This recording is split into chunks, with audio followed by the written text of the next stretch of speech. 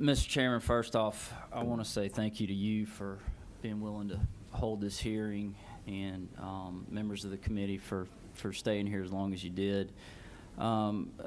Regardless if we heard evidence of fraud or not, we owe it to our citizens to find the truth. And what we know is if we dig in and when we do find the truth, there's going to be a large part of this population in this state that is not going to be happy. But the truth is we owe them that. We owe each and every voter in this state an opportunity to see the truth. And again, we keep talking about the fraud, but for me, I want to know, was state law followed? And we have heard clear evidence today that state law was not followed time after time after time. And that is a problem. And if state law was not followed in an election, then we do need to keep an open mind on a path forward.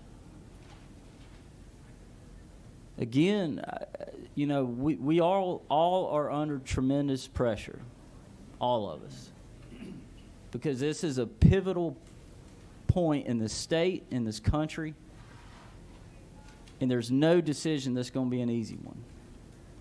So I pray for each and every one of y'all. I pray for myself that we all make the right decision, but I really pray that we dig in and we find the truth. Senator Gooch, did you want to make? Yeah, I want to thank you for letting me be in here today. I'm not a member of your subcommittee, but I have been here all day. I started out with Chairman Heath in the first meeting where we had a couple of hours of testimony, and this meeting has gone on now for, 6 hours? I know now why I don't want to be on the Judiciary Committee. But let me get serious for a minute. As I spoke earlier this morning, I talked about the people I represent back home, just like each of us do. We all have a constituency, 56 state senators, roughly 200,000 constituents, and we work on behalf of them. We represent them. We are their voice while we're at work in this Capitol. I sit around the table at various meetings and at restaurants, and I talk to people on a daily basis, bus drivers, farmers, chicken farmers, cattle farmers, construction workers, nurses, school teachers, administrators, business people. And what I can tell you, what I'm hearing, and I'm sure you are, is that the voters and the citizens of Georgia have lost confidence in this election. Some of it may be because their candidate did not win. I get that. But I can also tell you, based on what I heard here today, going on 8 hours of testimony, we have a problem in this state. And we have a problem with our regulations, our ordinances, our laws, our policies.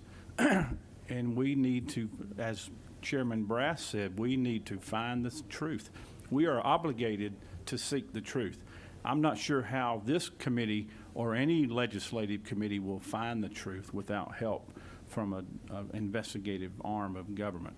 So if you're trying to move toward a special session, let's approach it that way. But I think we need to move faster. We need to move deliberately, and I would recommend you consider requesting help from the Department of Justice, the Federal Bureau of Investigation, and the Georgia Bureau of Investigation to begin a full forensic audit of the November 3rd election in Georgia. And I think we should consider doing that this week. Anyone else? Senator Kennedy? Thank you, Mr. Chairman. What number is it?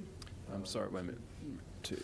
Yeah, thank you, Mr. Chairman, and I appreciate you and everyone staying for the late hour. I appreciate, as the mayor said, complimenting the minority for their approach to this.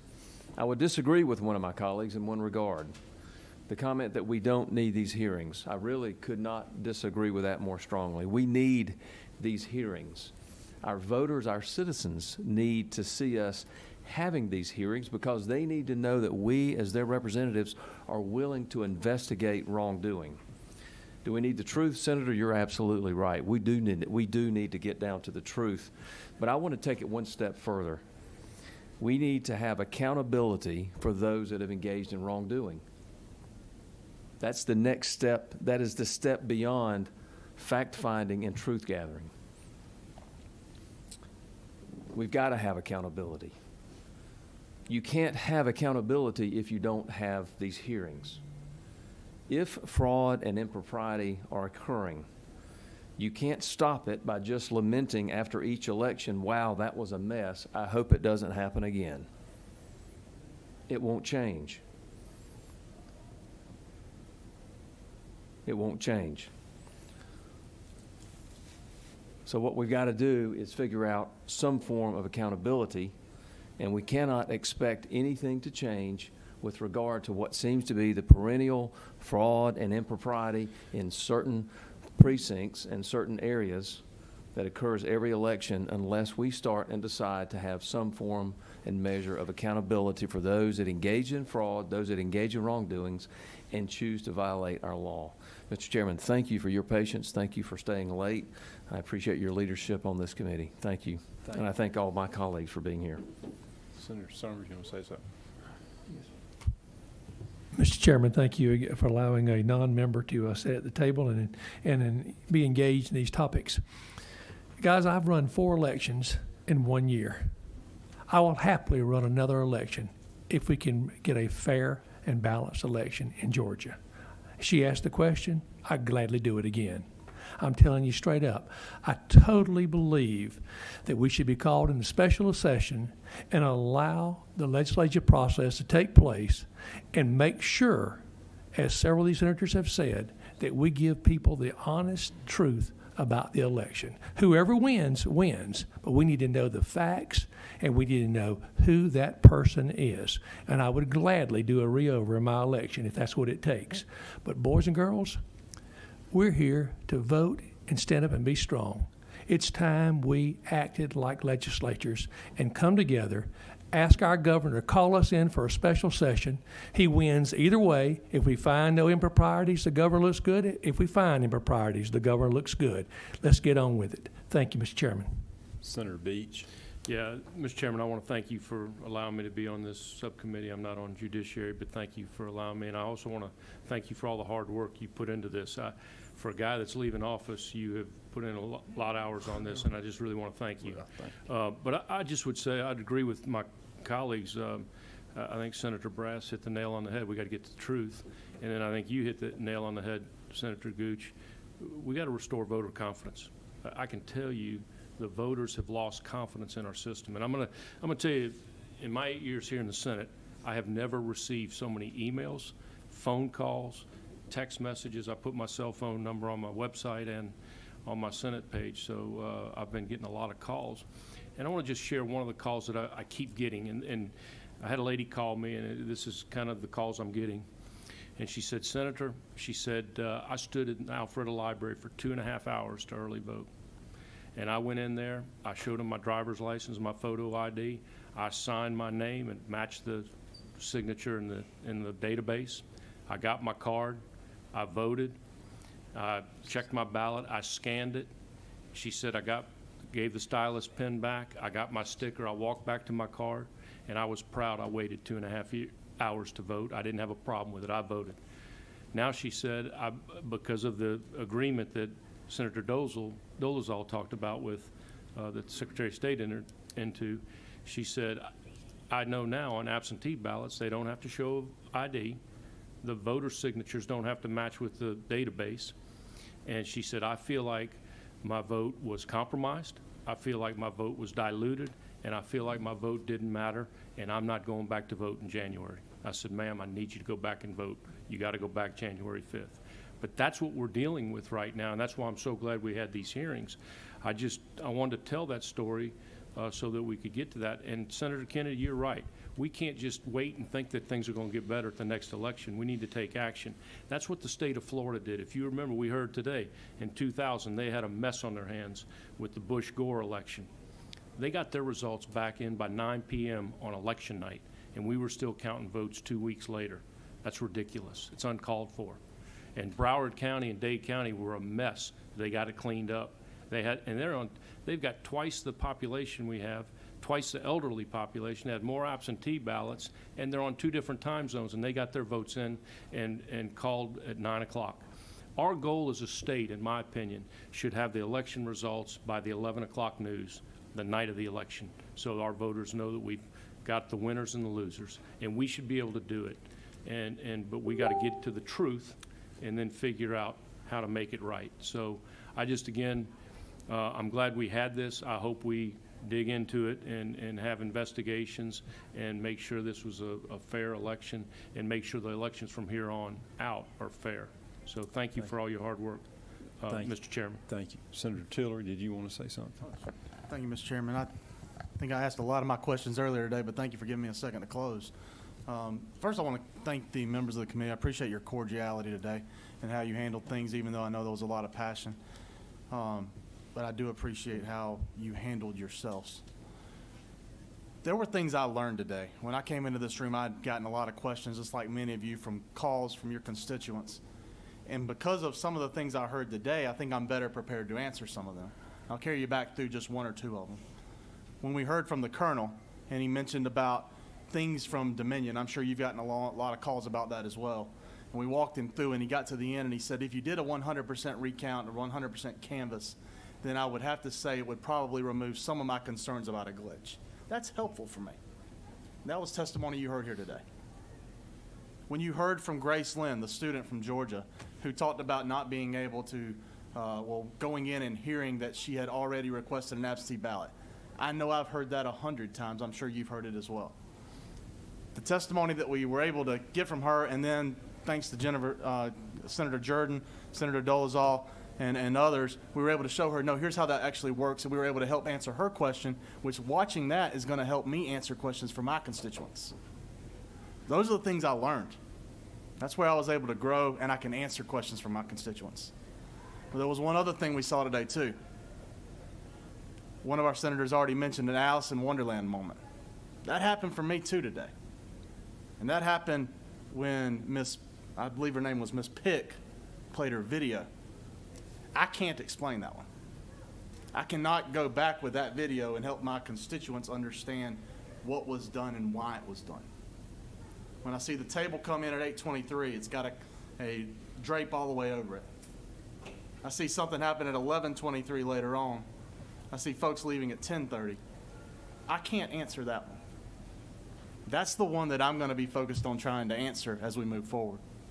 Mr. Chairman, I want to thank you for your help today answering questions that our constituents bring, members of this committee. But I remind you that our work doesn't end today. Thank you, Mr. Chairman. Okay, you want Senator Jones? You want to? Yes, sir. Let me make sure I have you. 14 here. Yep, gotcha. Senator Ligon, Mr. Chairman, I just want to thank you. I'll echo what Senator Beach said about, for the amount of work, knowing that you've served distinguishedly 10 years in the Georgia legislature in the Senate, and know you're heading out. Well, you and Senator Heath as well, but for the work you've put in for this committee, I just want to, from the bottom of my heart, thank you, because you show that you're a true public servant and a true patriot for what you've done. The one thing, I'm glad we got to have this meeting today, because there's one thing that all of us have in common in this room. We've had 3 election cycles now, 16, 18, and 20, where all of us have been disappointed in the results. And each one of those election cycles have brought forth allegations of some sort of mischief or fraud or things of that nature. And it's our job as elected officials, especially when those allegations are in your own state, it's our job as elected officials to seek out, as Senator Brass said, the truth and what has transpired. And what we saw today, I was like Senator Tillery here. I was seeking answers to questions to share with constituents, and like as he eloquently said, what we've witnessed today with the video from the State Farm Arena, those are those have raised a lot more questions about the process as well as what went on, particularly in one county here in our state. So my only regret is that we haven't started these hearings sooner. However, with the findings of the video just coming out as of last night, maybe it is in our good fortune that we started the hearings now. But I definitely think that moving forward, and we need to move quickly in trying to establish what a significant forensic investigation would look like, and what role do we need to play in legislators of seeking not just to answer questions from November 3rd, but prevent it from happening on January 5th, which is the most important election we have right in front of us here. So thank you again, Senator. I also want to thank Senator Dolezal for your behind-the-scenes hard work, as well as Senator Beach. I know y'all put in a lot of work and a lot of hours making this happen as well. So, but thank you, Mr. Chairman. Appreciate the opportunity. Thank you. Anyone else before I close? Senator Dolezal and then Senator Heath. Go ahead, Senator Dolezal. Let me get you.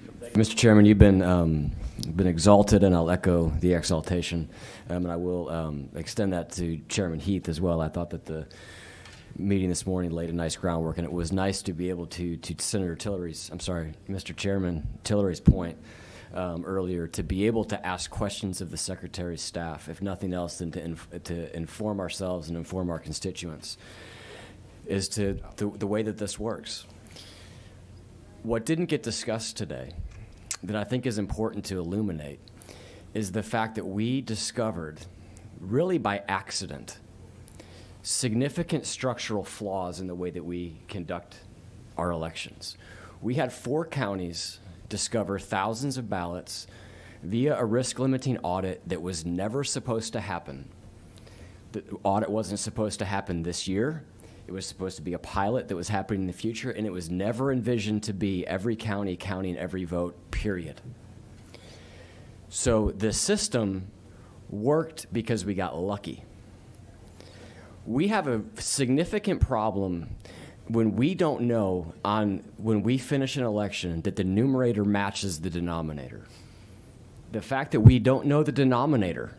We hear at one point in time at 6 o'clock one morning that there's 25,000 more votes to go, and then we hear at 10 o'clock that there's 45,000 more votes to go. I understand somebody may have misspoken that, but there's no master place that any one of us could go to the Friday after the election and say, here's how many votes are left to count, because we know how many ballots came in and we know how many ballots have been counted. That's simple blocking and tackling when it comes to functioning something like this. This is one big data exercise. And we have to get the blocking and tackling correct to instill confidence in this process. Because when you find thousands of missing ballots, when you hear that one number is still outstanding, then you hear that another number is still outstanding, there's none of us that can stand behind a podium and say this process is working well. We keep hearing this caveat around the irregularities or the fraud. And the caveat is that it's not enough to change the outcome of the election. That's the consistent caveat. Gabe Sterling said in a press conference that he knows there was fraud in this election. How does he know that? Is he wrong? Is he right? What he also said was, but we know it's not enough to change the election. How does he know that? There's 250 open investigations and probably should have been more. We heard this morning from the Secretary's office that 300 people double voted again. We had 1,000 people double vote in June, apparently. 300 double voted this time. They said the number was down. They told us there were 70 felons that voted. We've heard about thousands of people where their ballots were sent out of state. We were also told that we know that we're asking a lot of the election officials to review 1.3 million signatures, something we've never asked them to do before. The Secretary tells us it's not the best way to do it. But we won't even go through the process to review a random sample of those signatures to figure out how well we did. That's unacceptable. We owe it to ourselves as the people that are charged with the responsibility of getting this process right to understand when the system was stressed and when it was flexed, how did we perform? There's not one business in America that would go through this process and have something change in that manner and do zero review. And ladies and gentlemen, when it comes to the signature match process, we've done zero review. It may have been flawless. I would like to be able to say that it was flawless. But I don't think that any of us believe that it was flawless. Because I don't believe that any of us think that our signatures are consistent enough over a period of time from when you last got your driver's license. Senator Beach, I'm sure you got yours within the last couple of years, but I got mine 10 years ago. My signature's changed. There is an incredible amount of disinterest in the media and, frankly, from the minority party in really digging into this process. And I do respect the senators who were here today, but there is not a call for a signature audit. There has not been a call for investigations. We've heard for the last month that this State Farm Arena situation was under investigation. Why did it take us a month to get a video? Why did it take us a month to get a video and it wasn't even produced by an employee of the state? That's patently absurd. We have to do better, and we can do better. That video is a bombshell. You saw the media and the observers leave the room at the same time. That tells you they were told to leave. Why were they told to leave? The media needs to get interested in this, and they need to get interested in this quickly, because they have a role to play in this as well. And the fact that I can guarantee you, well, I can't guarantee you. I would suspect that if the allegations were on the other foot and in the other direction, that we wouldn't have waited a month for an open records request to be filed, or however they obtained that video to see that video. We have to get a lot more curious because we have to get it right. And Senator Parent, I'm not intending to throw you under the bus, and I apologize for my comments about what I just said, but I do really wish that I sensed a bipartisan effort to dig into the details of what happened so that we can affirm it in either direction. This, to me, is not about who won an election. I don't think this is about who won an election to you. I don't think this is about who won. You referenced, maybe our elections aren't legitimate.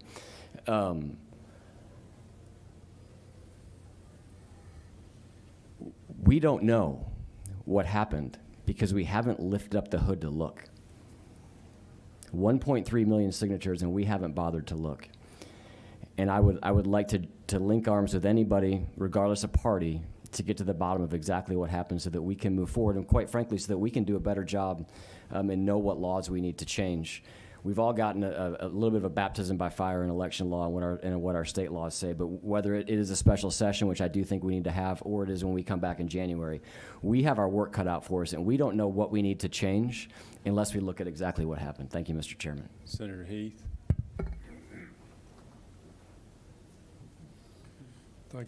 Thank you, Mr. Chairman, and senators, people who have persevered throughout the day. I don't have much to add to this other than just a few observations.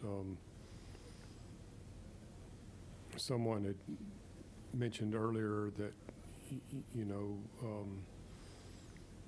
mistakes are not necessarily criminal, or I don't remember how the comment was made, but I agree with that. I think we all make mistakes. We've all misinterpreted things. None of us are perfect. But what's potentially at risk here is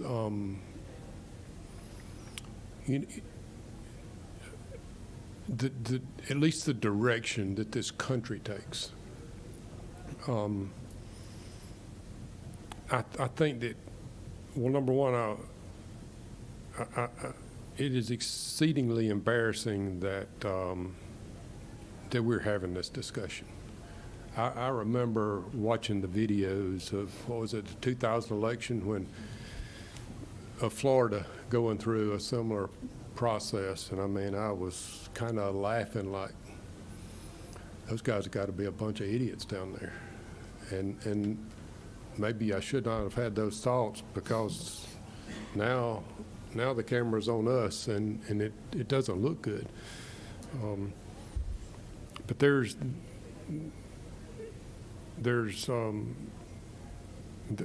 enough mistakes that have seemingly been made. You know, I don't think anybody will come out of this clean, including the legislature. I mean, when you go back and look at what the legislature has done, and you know, I think I've been around to see a whole lot of these laws that we're struggling with right now. I saw a lot of those taking place, and I kind of remember the mindset as we did various things, and I look back on it and I'm thinking, yep, you know, we thought we were doing the right thing, but now I don't think that it was the right thing. And guess what? That's what we do every time we get together. We're tweaking what the previous legislature has done. There's not a lot of brand new, clean ideas that come out of the legislature. As I sat and listened to the witnesses in the Government Oversight Committee meeting this morning, admittedly, I could sit there and pick through some of that and say, well, maybe that's not a false statement, but it might not be the whole truth either. As I sat here and listened today, this afternoon, same thing. I mean, certainly everybody that testified gave you some reason to suspect that things were not done properly. Maybe they weren't intentional mistakes, maybe they weren't intentional acts, but there were certainly opportunities. And then the professor that, you know, essentially his position seemed to be that, okay, boys and girls, this is in your hands. You should exercise your power as a legislature and straighten this out. You know, if the legislature can convince itself that we have created an environment where you can't conduct a true and accurate election, then maybe we do need to step up. But before we get to that point, I mean, we would be setting a precedent there that is, you just need to be very careful. The legislature has a problem that I know we have discussed for years, and that is that we can't swear witnesses in a committee. So you can come here and stand at that podium and say anything you want to say, and there's no recourse. So the problem that we've got as a legislature is that now we've got to take that information with the very limited staffing and capabilities that we have. As a legislature, we're essentially one-man shows. There's a few of us there's a few legislators who have one admin assigned to them, very few. There is no legal staff that is assigned to a certain committee chairman or a certain legislator. We all use the same pool of resources, and it's very shallow. So those are some problems that need to be resolved. And the problem that's in front of us right now, tonight, is that for us to take any further action, I think the first thing we got to do is go on our own to find the facts. Now, you know, we talked to I think it was the colonel was talking about the Dominion machines and voting machines as a whole.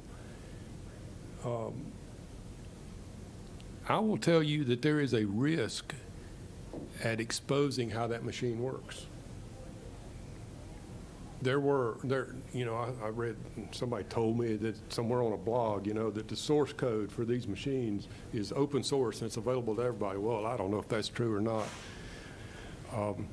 But I can tell you that it is very difficult, if you know exactly how a machine works, not to figure out how to break it.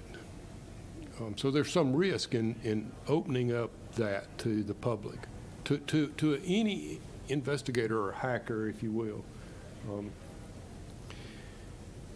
But there's also a gain there in that now, at least the allegations, the appearance is we don't know what can happen.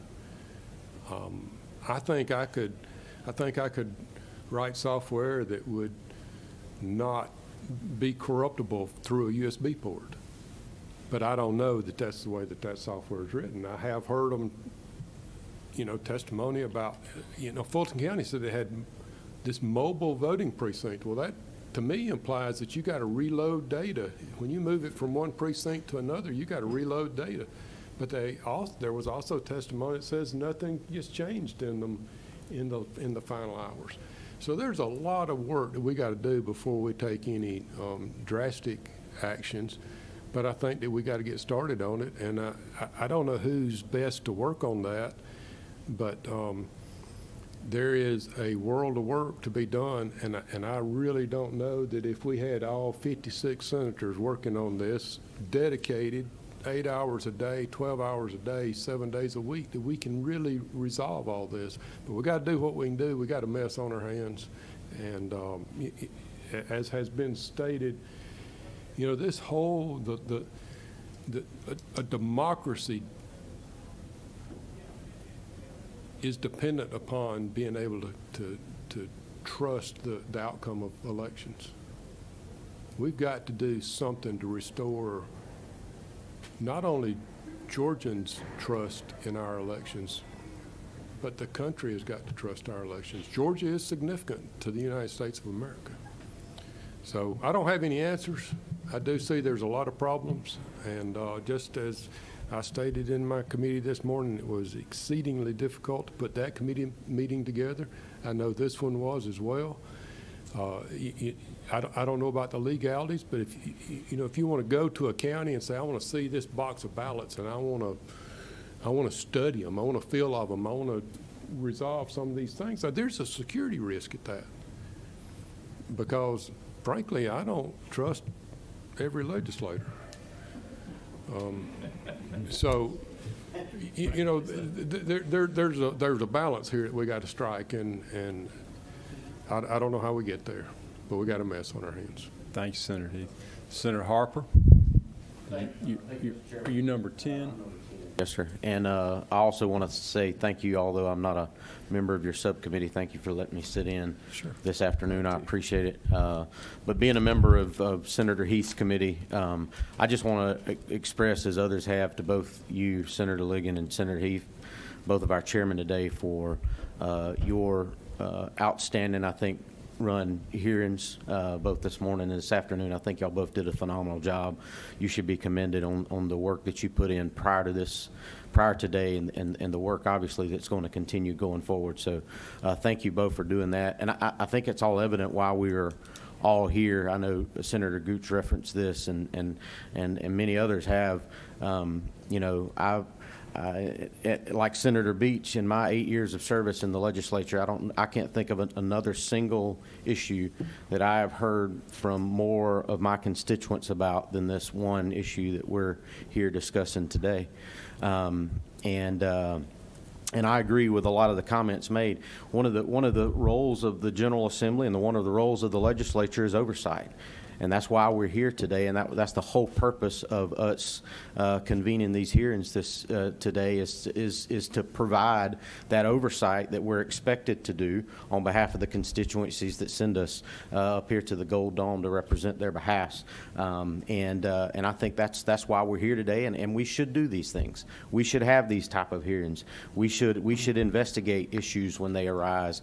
And I want to say thank you to the Secretary of State's office this morning, Fulton County, and all all the witnesses that showed up, Mayor Giuliani for coming today and providing testimony. I think it was awesome opportunity for us to have an open forum and a discussion to be able to ask those questions of all of those entities. To Senator Parent, I'm going to reiterate what I said this morning to the Secretary's staff and their folks. If you have received threats today because of things that you may or may not have said, I hope my colleagues will join me in condemning any of those acts or outlandish threats that may be coming towards you. And I reiterate my comments this morning in condemning the same things against the Secretary and his wife and his staff. I think that's unbecoming of us as citizens, and that's not who we are as a basis of an American citizenry and the democracy that we all enjoy. And I think those type of things can have an impact on the foundation of government that we have. But the questions that we asked and the answers that we were able to get today, I think it boils down to a couple of things that it's already been said. It's about getting to the truth, and I think Senator Brass summed it up well in his statement of was state law followed. I think that is a legitimate question, and I think the longer this hearing went today, I think there's more questions that can be asked. And I think if you look at the hearing that was conducted this morning and the hearing that was conducted this afternoon, I think there's some differences in those presentations that should be looked at. In whether we're talking about chain of custody or signature verification or signature match issues, as Senator Dolezal has very adequately presented on today. And I think, all of this laid out is giving us an opportunity to lay a foundation for us to take some action, as Senator Heath has alluded to. That I think this has given us an opportunity to lay the groundwork and lay a foundation for us to look at our laws and make sure that our election law is proper. And if we need to make those adjustments, we can make the proper adjustments that need to be made, and we can give voters the confidence that they need that our election system and our state is secure, and that they know that when they cast their ballot, they know that their ballot is counted, and that they can have trust in our system of self-government, because without that foundation, we can no longer be a nation that is governed by the people, or a nation that is built on the foundations that we were built on as a country and as a state. And I just want to say thank y'all. Thank you both again. Thank you to all the committee members. I thought this was a well-run committee. I thank you to everybody for the cordial conversations that were had. I think this just has given us an opportunity to have a transparent process for our constituencies to see, and I think that's all they've been asking for. So thank you both for allowing it to happen. Thank you. Well, let me close out by thanking, first of all of the citizens of this state who have reported what they see as irregularities or misconduct or fraud, and that have contacted your legislators to ask them to look into that. That is part of your civic duty. And part of our duty as legislators is to look into this and to have an appropriate solution that will resolve this issue. I want to thank Senator Stone's staff, Layton, for helping put this together. She's worked very hard and has stayed late, and others. I want to thank some senators, Senator Dolezal, Beach, and Jones, for helping. They worked hard to help put this together as well. I appreciate all of your efforts.